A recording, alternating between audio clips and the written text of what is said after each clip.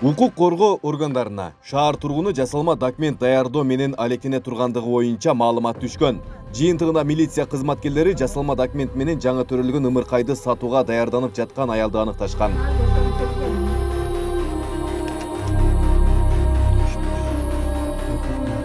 ИИМ кызматкерлери баланы сатып ала турган тарап болгон. Алар аялдан ымыркайды сатып алууга барып, аны 40 000 сом алып жаткан жеринен колго түшүрүшкөн.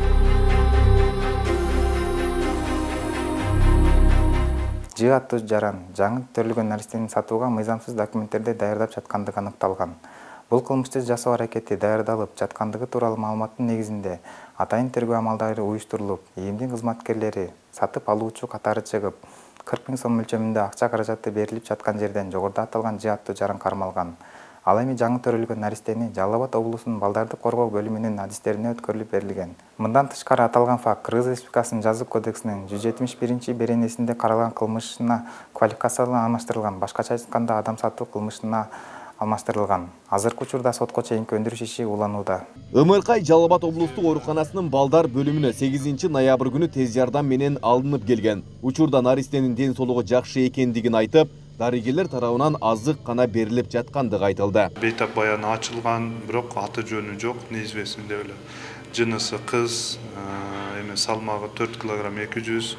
Бүгүнкү күндө ден соолугу жакшы. Биздин божомол менен ушу 1 айдын айланасында да 20 күн 30 күнүн ортолугунда.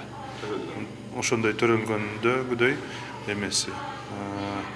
Күнүнө ар ичкен тамак эмеси сүттү 70 граммдан ошондой ичип атат. Эми биз ага кошумча ошо искусственный питание берип атабыз, бүт керектүү шаймандарын берип атабыз. Бирок азыр дары-дармекке муктаж эмес. Бир гана ошо тамакка, уходко муктаж. Бул боюнча биз социалдык защита бөлүмүнө кайрылганбыз. Бүгүн адистери келсе керек. Дальше бала боюнча алар занимация этишет да.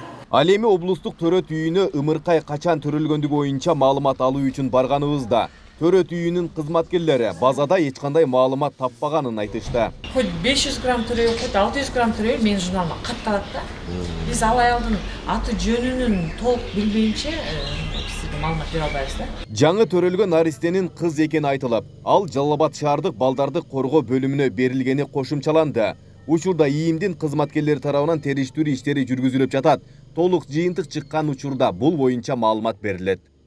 Айбек Исабеков, Замирбек Тойшубаев, Регион.